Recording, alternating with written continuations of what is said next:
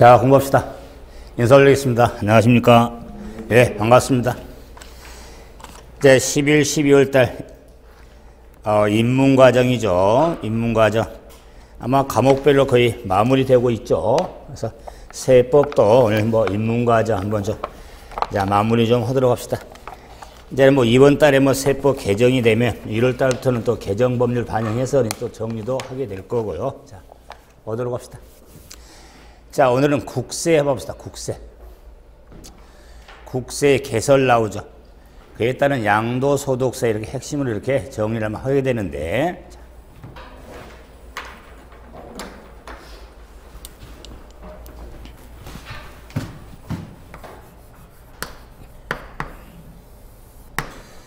자, 지방세는 과세권자가 지자체장이 된다면 국세는 국가가 되겠죠. 그래서 국세에 역시 법체계,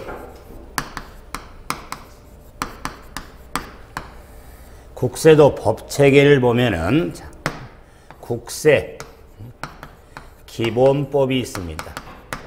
기본법, 그다음에 해당 세목에 대한 해당 세법이 있고, 초세특례 제한법 또는 국세 징수법,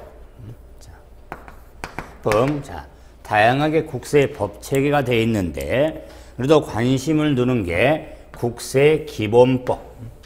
그래서 국세 기본법은 우리가 지방세도 지방세 기본상을 정하는 법률이 지방세 기본법이었죠. 그럼 국세도 국세 기본상 사항을 정하는 법률을 사항 등을 국세 기본법이라고 하는데, 이 국세 기본법에서 사용하는 용어가 상당히 많습니다. 지방세에서 사용한 용어는 지방세 기본법으로 되어 있고, 국세에 사용한 용어는 국세 기본법에 되어 있습니다. 자, 그래서 용어를 좀 정리하는데, 그 용어들을 좀 지방세에서 사용하는 용어하고 국세에 사용하는 용어하고 기본적인 용어들은 동일합니다. 하긴 하겠지만은, 그랬을 때 해당 세법이 있는데, 자, 이걸 좀 보기 위해서, 그리고 지방세는 지방세 또 특례 제한법이 있죠. 그래서 저 국세는 조세 특례 제한법이라고 합니다. 그다음에 우리 지방세는 지방세 기본법에 지방세 징수 등에 관해서도 기본법에 규정이 되어 있는데, 국세는 따로 떼내서 국세 징수법에 따라서 적용이 되느냐 보면, 지방세 가산금은 지방세 기본법으로 되어 있다면 국세 가산금 등이죠. 국세 가산금의 규정은 국세 징수법 규정에 적용이 되어지는 겁니다. 이럴 때 국세, 자, 기본법에 사용한 용어가 21번까지 있죠. 21번까지에, 자, 그래도 1번 국세는 다음 순 중 12가지를 말했죠. 1번 12번까지. 그래서 국세는 국세 종목 하면은 13가지가 있습니다. 13가지. 그런데 12번까지 돼 있잖아요. 근데 국세 종목은 13가지인데, 자, 번호가 12번까지면 그 하나를 지금 한번 찾아보세요. 그래서 원래 국세 종목은 13가지인데 가로 12번까지 돼 있으니까, 자, 그 차이점 하나를 이 안에서 찾아봐야죠. 어떤 세금을 찾아보면 번호 몇 번을 보면은 그걸 알 수 있겠다. 그렇죠. 찾았습니다. 4번에 나와 있는 상속세와 증여세를 묶어놨죠. 그래서 원래 상속세도 국세고 증여세도 국세인데 하나로 묶어놨잖아요. 자, 그 이유가 국세는 국세 종목에 대해서는 하나의 세목에 하나의 법률로 되어 있습니다. 그래서 1세목 1법률지로 되어 있는데, 예를 들어서 소득세 국세가 있죠. 그러면 소득세는 소득세법이라는 법률로 되어 있습니다. 자, 만약에 인지세라면 인지세법, 종합부동산세라면 종합부동산세법. 자, 그런데 상속세하고 증여세, 상속세와 증여세는 일세목, 일법률주의의 외외라고 이야기합니다. 외외.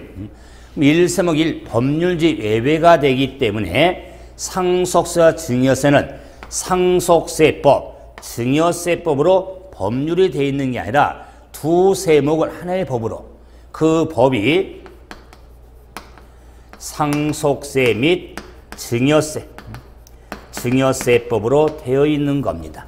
그래서 상속세와 증여세를, 국세를 구분하면서 이렇게 상속세와 증여세를 이렇게 묶어서 이렇게 구분해서 12가지가 나왔지, 원래 세목은 13가지가 되는 겁니다. 자, 그래서 근데 상속세, 증여세법은 우리 출제 범위가 아니기 때문에 이런 법이 있다는 것만 확인을 하시면 됩니다. 그래서 국세도 가장 핵심이 되는 건 소득세하고 자, 조금 종합부동산세를 좀 관심을 둬서 정리를 하게 되는 겁니다. 자, 그래서 이번에 세법이 나오죠. 세법 보면은 국세 종목과 세율을 정하는 법률 나오죠. 자, 국세 종목과 세율을 정하는 법률, 용어 2번에 자, 그게 뭐냐면 해당 세법이 되는 겁니다. 그러면 소득세는 소득세법에 그 국세 종목에 따른 세율 등이, 자, 소득세는 소득세법에 규정이 되어 있고, 상속세, 증여세라는 세율은 상속세 및 증여세법으로 규정이 되어 있는 겁니다. 그리고 자, 조세특례 제한법이라든가 국세 조세 조정하는 법률이라든가 조세범 처벌법, 조세범 처벌 절차법을 국세 우리가 세법을 이렇게 점점 찍어놨죠. 자, 다음에 이제 3번에 원천징수 있죠. 원천징수는 지방세로 말하면은 특별징수 의미가 되는 겁니다. 그래서 우리가 여러분이 급여를 받을 때 원천징수 한다고 그러죠. 국세에 대해서. 그래서 원천징수 의무자가 국세를 징수하는 것을 뭐라고 한다? 원천징수인데 지방세로 가면은 특별징수의 의미가 되는 겁니다. 지방세는 이걸 특별징수라고, 국세는 원천징수라고 이야기를 하는 겁니다. 다음 네 번째 가산세가 있죠. 5번에 가산금이 있죠. 그러면 가산세, 가산금의 용어는 동일합니다. 가산세는 무척 중요하죠. 세법상 각종 의무의 성실한 이행을 확보하게요. 자, 의무를 다하지 아니할 때 세액에 가산한 더한 금액이 가산세. 가산금은 납부 기한 내 납부하지 아니할 때 가산한 금액을 가산금, 일정 기한 내십니까? 까지 납부하지 않으면 우리가 공부하지만 중가산금을 다시 더해서 적용이 되어지는 겁니다. 그래서 가산세, 가산금, 뭐 체납처분비, 체납처분비는 재산의 압류라든가 보관, 운반, 매각에 든 비용을 체납처분비로서 지방세도 똑같습니다. 국세 체납처분비, 지방세 체납처분비, 그 다음에 7번에 지방세, 지방세는 당연히 지방세 기본법에서 규정하는 과세하는 것을 말하죠. 그 다음에 공과금, 자 8번, 9번에 납세 의무자 나오죠. 역시 요건의 핵심인 납세 의무자도 지방세 나머지 세목만 다를 뿐이지 납세 의무자의 설명은 자 국세든 지방세 납부할 의무를 지는 자를 뭐란다? 납세 의무자라고 하겠죠. 근데 납세자는 납세 의무자와 징수 의무자를 납세자라고 그랬죠. 납세자는 크게 두 틀이 있죠. 납세 의무자와 징수 의무자. 근데 납세 의무자에는 징수 의무자는 포함하지 않죠. 자, 다음에 제2차 납세 의무자 보증인, 특히 13번에 국세는 기간과세 국세가 많기 때문에 과세 기간이 있습니다. 그래서 국세 과세 표준 계산의 기초가 되는 기간을 과세 기간이라고 했다. 그러면 계산의 기초가 되는 가액을 과세 표준 그랬고, 그게 나오죠. 14번의 과세 표준은 세액 산출의 기초가 되는 수량 또는 가액을 뭐라 한다? 과세 표준. 그다음에 신고서, 수정신고서, 법정신고기한, 세무공무원, 정보통신망, 전자신고, 특수관계 이런 내용들은 지방세 기본법이 사용한 용어하고 같습니다. 그래서 이 국세 기본법 용어 21번까지를 자, 우리 교재 입문서에 지방세 편에 지방세 기본법 용어가 나오거든요. 앞쪽 봐보세요. 페이지가 없기 때문에 지방세 개설에 지방세 기본법 나오고 2번에 용어정의 나오죠. 1번부터 34번까지 나왔죠? 그 34번까지 가로 그 용어 정리하고 그러니까 유사한 용어가 많습니다. 그래서 제가 국세 지방 쓸 때 많이 해드렸기 때문에 이렇게 참고로 하면서 정리를 하시면 됩니다. 자, 그럼 이제 양도소득세를 보기 위해서 자, 요 소득세 봐보세요.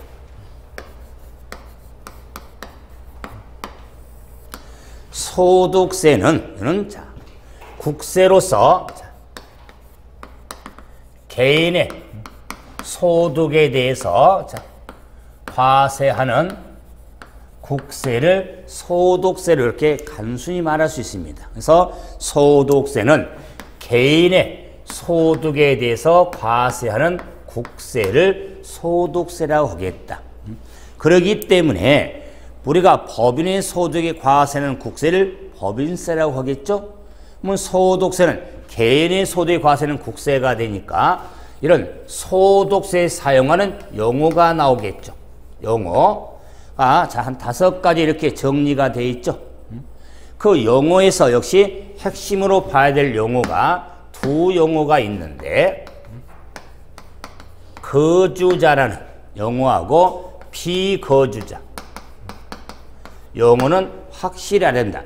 뭐 3번에 내국법인, 4번에 애국법인, 5번에 사업자 이런 용어는 관심 없습니다. 그러나 거주자, 비거주자는 관심을 둬야 됩니다.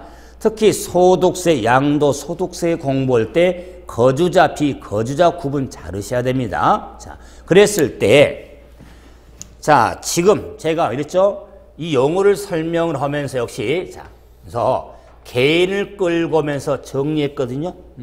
자, 그래서 우리가 거주자, 비거주자 하면은 생활할 때, 특히 이제 공동주택 아파트 생활하면서도 주차란이 힘들지만, 그죠?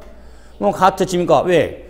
그 아파트의 집니까? 자, 입주민 수에 따라서 어느 정도 공간을 활용하는데 한 집에 차가 2대, 3대 있다 보니까.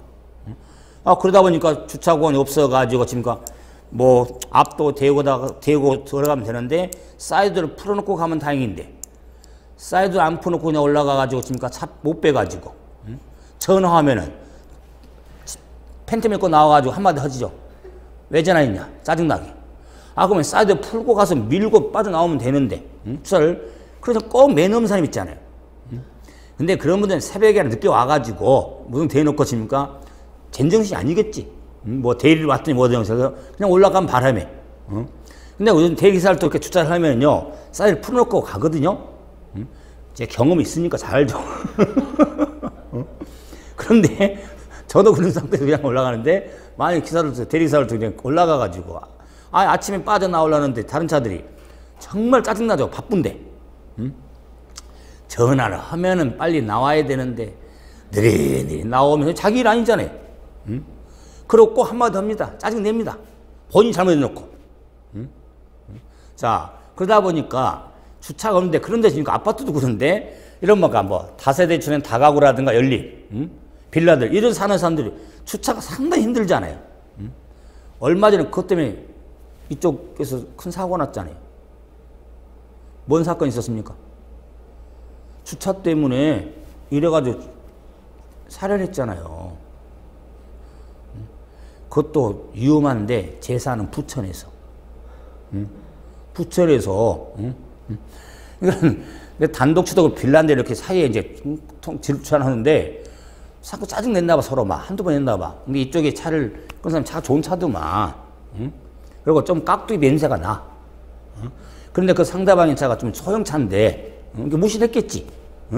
이것도 차라고 막 그렇게 했을 거 아니에요? 그러다가 서로 억신하다가 남자가 화가 나가지고, 흉기를 가져가지고, 그래가지고 지금 살해를 하는. 그게 얼마 전이에요. 왜 이런 걸 해소하려고 하는 방안이 뭐 있습니까? 그래서 좀 공간이 있는데 도로라든가 해서 줄구서 놓고 버렸습니까? 거주자 우선 주차구요. 그러죠? 그 상관에 많이 느끼잖아요. 그래서 제가 지금 이 거주자 이 설명을 하려고 지금 끌고 왔는데 그게 워낙 그게 강합니다. 거주자 우선 주차구요. 그게 강하다 보니까 그럼 거주자는 뭡니까? 그 친구가 지역에 그 거주하고 있는 사람을 주차를 우선으로 주겠다 그 말 아니에요. 일정한 물론 지불을 하겠지만은 그런 생각이 강하기 때문에 지금 정리하는 거주자 하면은 그 집에 사는 사람, 그 지역에 사는 사람이 거주자구나. 그렇게 생각해서는 안 된다 그 말이.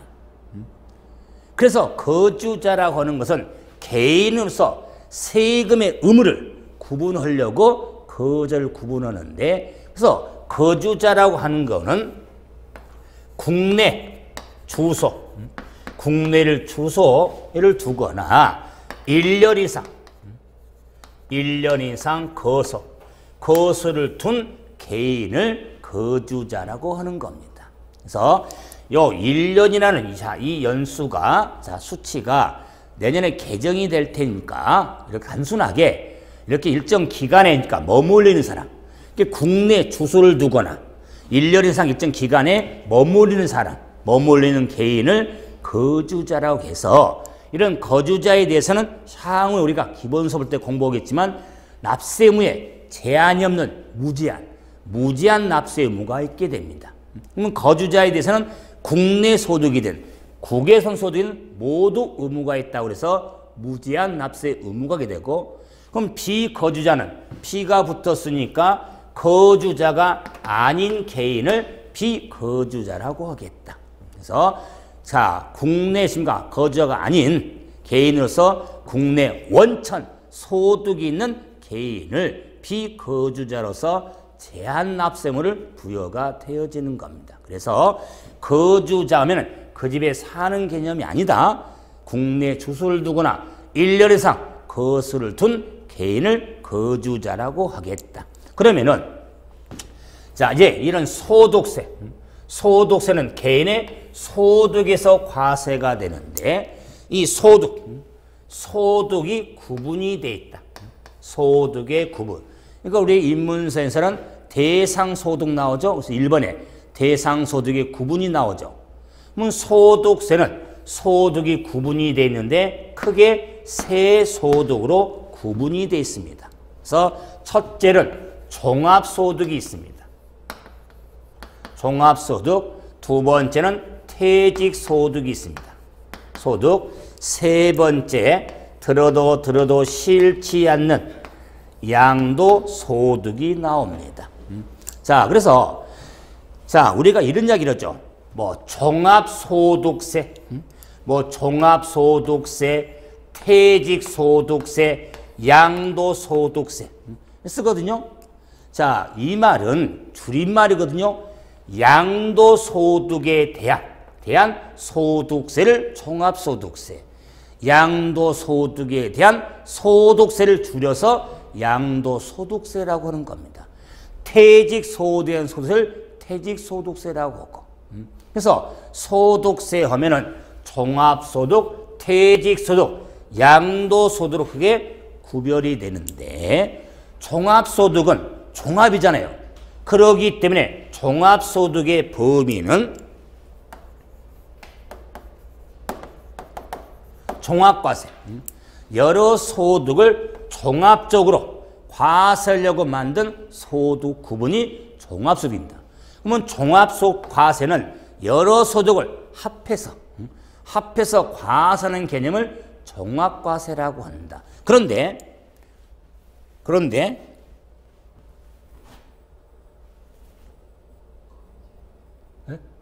아니요. 물방울.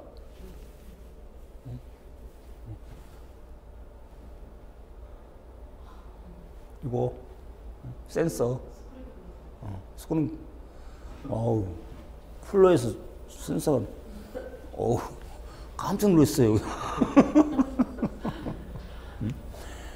그래서 종합소득은 정확한 소득인데 퇴직하고 양도소득은 분류해서 과세소득세가 된다. 그래서 분류과세소득세에 해당이 되는데 이 분류란 구분한다는 거죠. 그렇기 때문에 분류과세는 양도소득세 등은 퇴직하는 종합소득, 다른 소득하고 합산하지 않고 따로 떼내가지고 분류하겠다. 그 말, 과세하겠다. 그래서 종합소득과 분류과세, 과세 유형이 있는데 물론 분리과세도 있습니다. 신경 안 쓰니까 지금은. 그래서 양도소득은 분류과세는 소득세에 해당이 되는데 이때 종합과세, 종합과세는 소득인 종합소득 하면 저는 육공주라고 합니다. 자녀가 6명 있어요. 종합소득의 식구는 6식구입니다. 그런데 6식구인데 다 따님들이야. 그래서 육공주다 그 말이에요. 그 육공주에 처음 쓰니까 첫째죠. 첫째부터 막내까지. 첫째 하면은 이자소득,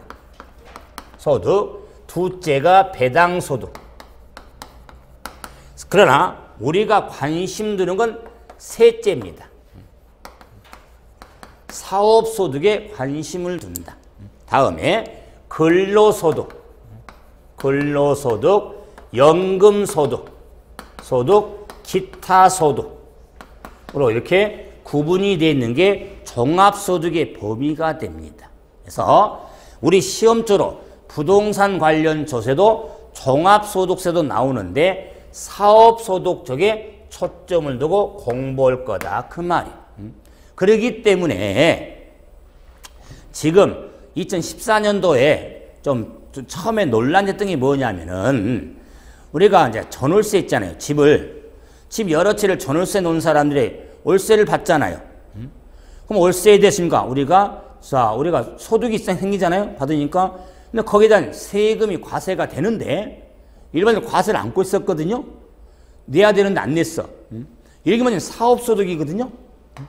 근데 사업소득에 대해서 과세를 강화시키려고 올 초에 시도했다가 워낙 요를 냈습니까? 월매를 받다 보니까 2년 지금 유예를 시켰습니다. 과세를 안 하는, 원래 과세 범위가 없는 게 아니라 과세는 게 당연한데 그 일일이 우리가 한 채는 상관이 없는데 여러 채를 여러 채를 임대한 사람들, 월세 낸 사람들, 몇 채를 그 사람 문제였어. 자, 이럴 경우에 우리가 향후에 둬서 그러면은 원래 사업소득은 다른 소득하고 은행 예금했던 이자라든가 주식 배당을 받은 소득이라든가 아니면 급여, 근로소득 등은 다 합산해가지고 과세하기 때문에 그만큼 과표가 높아지기 때문에 부담이 엄청 늘어나는 거예요. 이 자체 세금 문제가 아니라 그 월세 받은 것을 급여 받은 거하고 합해버리니까 그만큼 과표가 높아지는 거야. 그만큼 부담이 누진적이니까 부담되니까 그 하나의 방안으로 나오는 게 과세를 허되 이런 전월세, 월세 등에 대한 사업소득에 대해서는 따로 떼내가지고 종합과세하지 않고 분리과세하겠다. 원래는 합산을 해야 되는데 합산하지 않고 따로 떼내가지고 그 월세에 대한 소득만 별도로 부과하겠다. 그만 일정 비율을 정해서 그걸 하는 방안으로 나왔죠. 그것도 지금 2년 유예가 됐거든요. 자, 왜? 또 정권 말기까지 넘겨봐야지 뭐. 편해야 되니까 안 그래요? 자, 그런 상황이 돼서 의미를 둔 게 뭐냐면 종합과세 의미.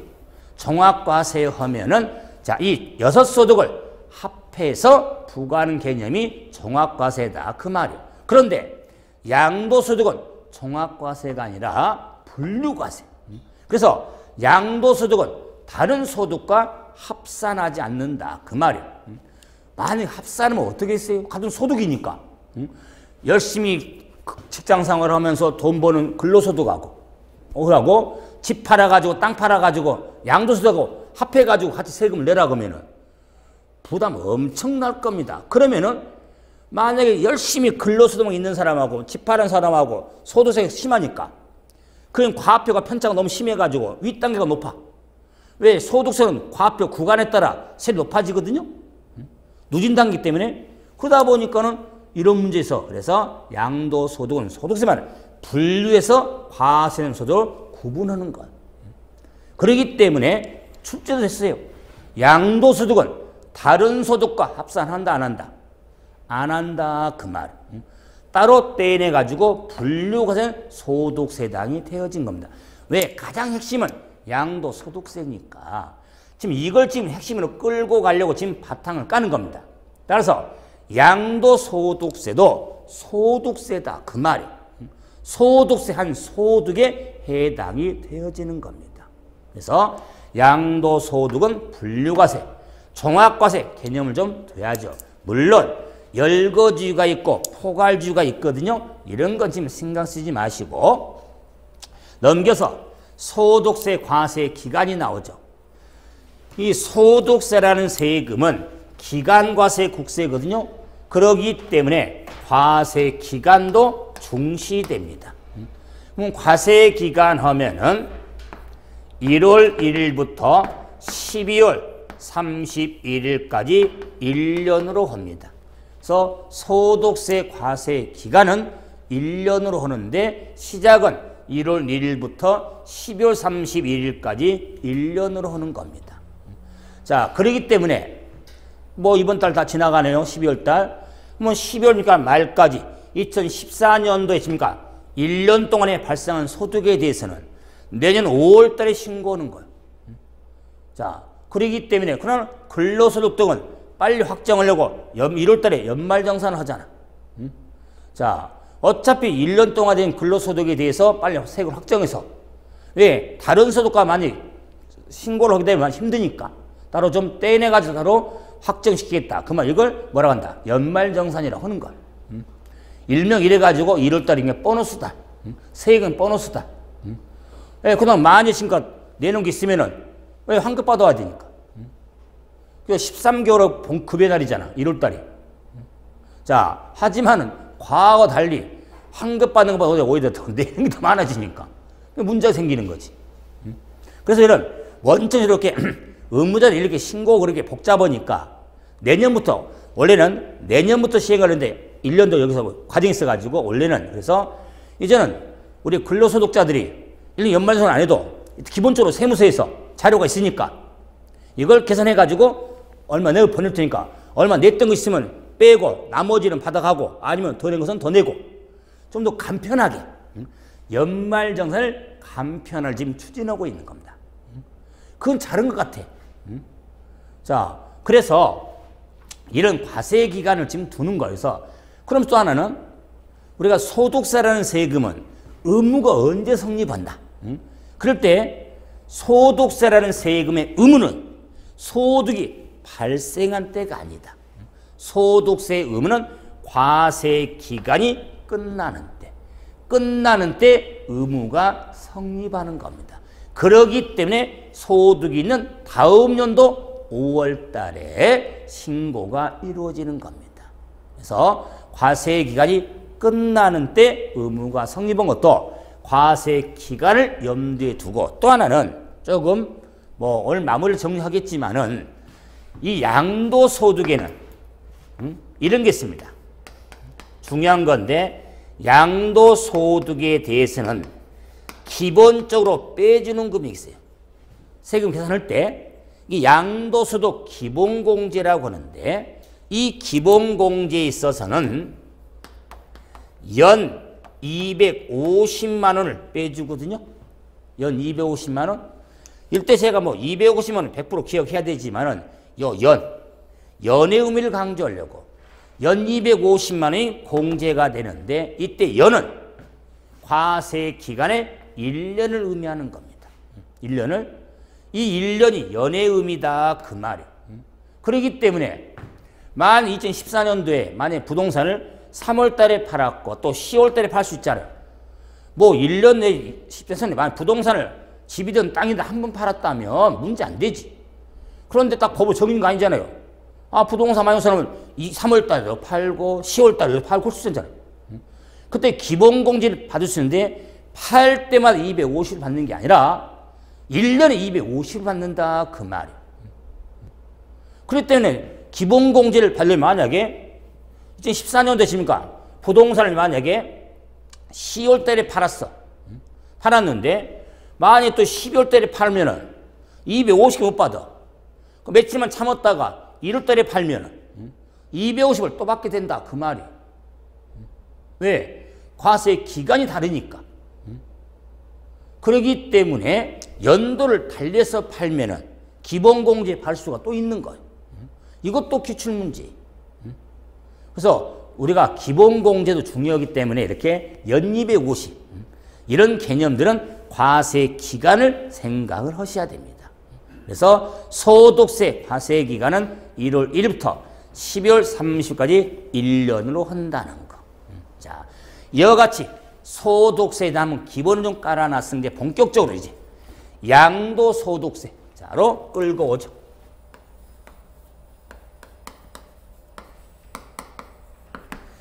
그러면 양도소득세가 무엇이냐? 자, 개념은 제가 강조죠. 자, 그러면 이 시점에서 이걸 공부했으니까 취득세라 하면 재산세라 하면 지방세 했으니까 취득세라 하면 지방세법에 열거된 부동산 등을 취득한 자에 대해서 부과하는 지방세.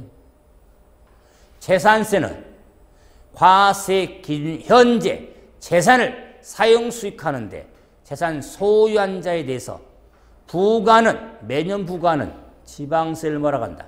재산세. 개념은 바탕이 돼야 되니까.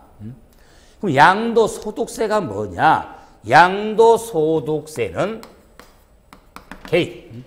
개인이 부동산 등을 일시적이고 비반복적으로 양도함으로 인하여 발생한 양도소득에 대하여 과세하는 국세를 양도소득세라고 하겠다. 자, 그러면은 개인 부동산 등 일시적 비반복적 양도함으로 발생한 양도소득에 대하여 과세하는 국세다. 그래서 자, 요 개인이 양도소득세 납세 의무자다 그 말. 개인이 자, 봐보세요. 요 개인 대신에 법인 넣고 문장 만들면 법인세가 되는 거예요.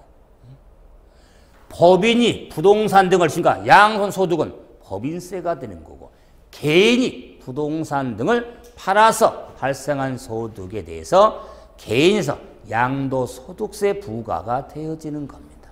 그래서 개인이 납세 의무자인데 개인은 거주자와 비거주자 구분해달라고 그랬죠.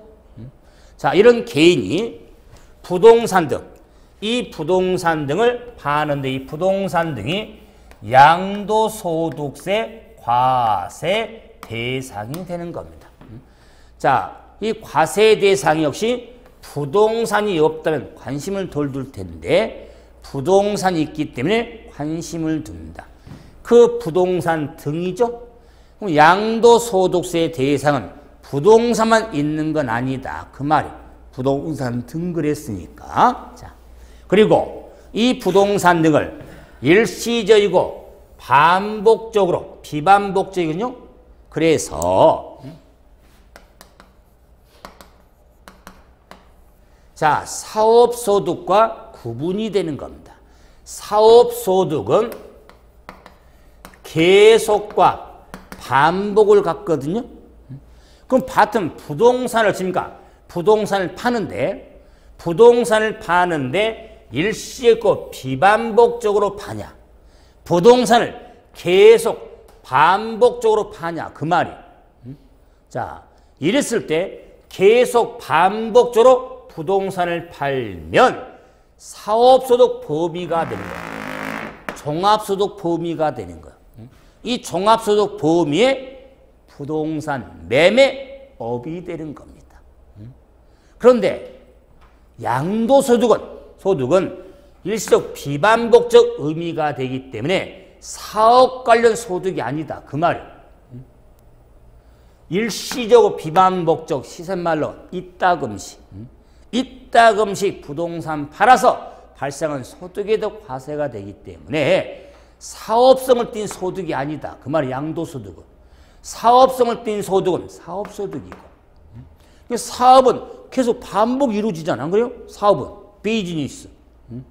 양도소득은 사업 관련 소득이 아니다. 그걸 일시적 비반복적으로 자, 부동산 등을 파는 겁니다. 그래서 사업소득과 구분해야겠죠.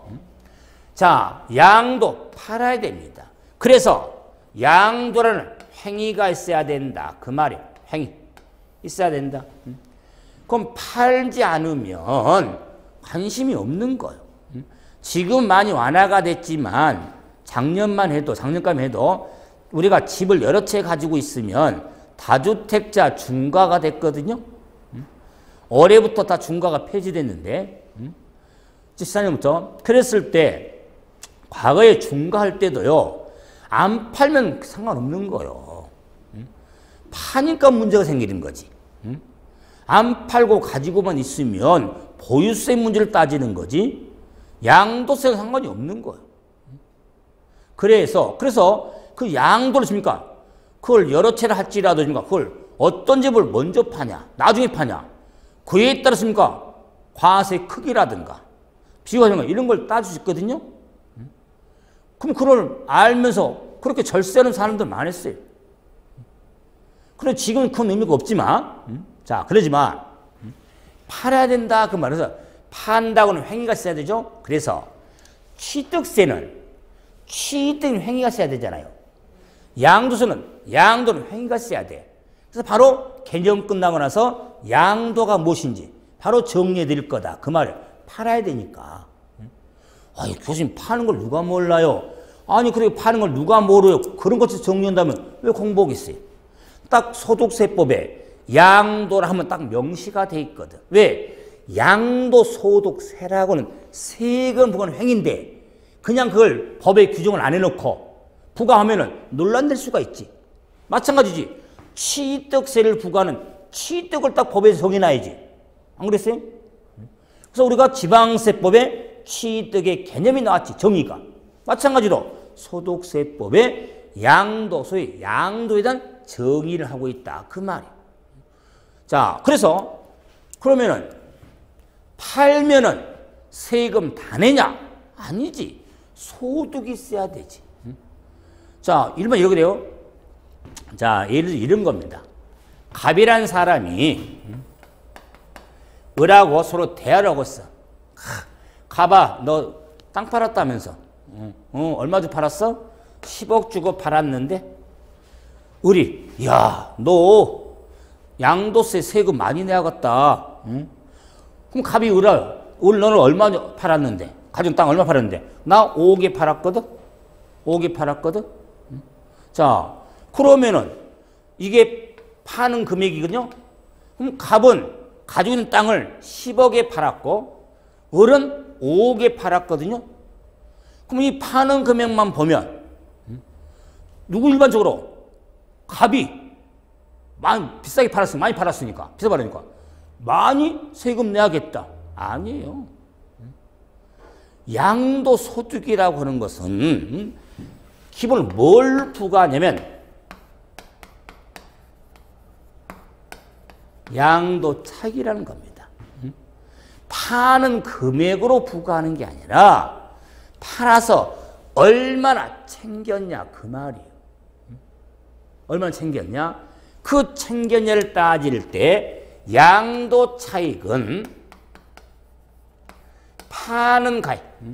파는 가액에서 뭘 빼냐면은 필요경비란 걸 빼는 겁니다. 팔려면 그만큼 희생이 필요하거든요. 그럼 부동산을 팔려면은 부동산을 사온 걸 팔아야지. 아니, 남의 거 어떻게 팔어? 자기 것도 아닌데. 그럼 부동산을 팔려면 부동산을 사와서 가지는 희생이 필요하지. 그걸 가지고 파는 거니까. 그래서 양도세는 필요경비란 걸 인정한 세금이에요. 그래서 시험에서는 이 필요경비와 관련한 시험 거의 안 나온 적이 없습니다. 양도세에서는. 가장 기본 핵심적인 내용이니까. 그럼 필요경비 하면 대표적으로 반복 잠깐합니다만은 취득가액이 핵심이에요. 취득가액에 나머지가 있거든요. 나머지가 있는데 핵심은 취득가액이에요. 그러니까 부동산 사온 금액이다 그 말이에요. 부동산을 사와서 가지고 있다가 팔 거다 그 말이에요. 그래서 제가 보세요. 그래서 제가 갑한테 야 갑아 너 양도세 많이 내겠다. 예, 가진 땅 10억이 팔았으니까. 그럼 따지고 보니까 자 우리 갑이 취득했던 이 땅이 9억 주고 샀던 땅이었어. 그런데 을은 이걸 1억 주고 샀던 땅이었어. 그럼 갑은 10억에 팔았는데 9억 주고 샀던 땅을 10억에 판 거야. 을은 1억 주고 산 땅을 5억에 판 거야. 양도세 부담은 을이 훨씬 더 해야 돼. 왜? 갑은 1억 정도밖에 안 챙겼는데 을은 4억 정도 챙겼잖아. 그런 일반적인 사람들은요. 자고로 부동산 파는 가액이 높으면 양도세 부담이 많이 된 줄 알아. 일반적으로 많이 팔면 동일한 조건이라면 많이 받으면 많이 내겠지. 그런데 양도세는 차익 부담시키는 거야. 얼마 차익. 그렇기 때문에 과거에도 다주택자도요. 지금 매칭 사람도 과세가 무거워. 세율이 높아. 그래도 지금가 차익이 없으면 차익이 얼마 안 생기면 부담 안 되는 거요. 차익이 많이 난 데다가 세금을 많이 내니까. 그래서 기본소득을 더지만은 양도소득세는 항상 저는 바탕이 뭐냐면 팔아야 된다. 차익이 있어야 된다. 과세가 되니까. 이런 걸 좀 염두에 놓고 공부해야지. 그래서 제가 입에서 양도소득세 설명을 할 때 이 내용은 양도소득세의 내용입니다. 설명하고 있죠? 그러면 제 입에서 판다는 말을 안 해도 판다는 게 전제가 깔리는 거예요. 안 팔면 상관이 없거든요. 그럼 제가 설명할 때마다 팔아야 됩니다. 팔아야 됩니다. 그 이미 전제를 까는 거잖아. 양도소득세는 팔아야 돼요. 팔아서 발생한 소득에 대해서 부과하는 게 양도소득세가 되는 겁니다. 그래서 양도 차익의 의미는 소득은 차익의 의미를 봐가는 기본을 좀 바탕을 깔아서 이 산식 앞으로 100% 해야 돼요. 양도 차익은 양도가에서 필요경비를 차감한 금액을 양도 차익으로 얻다. 그 반대가 양도 차손이 있거든요. 손해볼 수 있잖아요. 양도 차손에 대해서는 세금 내겠어요? 안 내겠어요? 안 내지. 그래서 왜 이런 게 시험에 나옵니까? 그럼 양도 차익이 없을 수가 있잖아. 양도 차손 손해볼 수도 있잖아. 그럴 때 양도세 세무서에 신고를 해야 되냐 말아야 되냐. 기출문제 여러 번 나왔지? 일반 생각들이 차익이 없잖아. 손해를 봤잖아. 뭐 신고 의무가 없다고 생각하지. 신고는 해야 돼요. 단순히예요. 세무서 어떻게 알아? 손해 본지 어떻게 알아? 거래할 때 와서 보고 있습니까? 그게 바탕 이해예요. 그런데 시험에 나올 때마다 암기합니다. 양도 차익이 없거나 양도 차손이 발생한 때에도 애정신고해야 한다. 또는 확정신고한다. 열심히 문장 암기합니다. 그런 분들은 가장 기초적인 기본들을 놓치는 거지.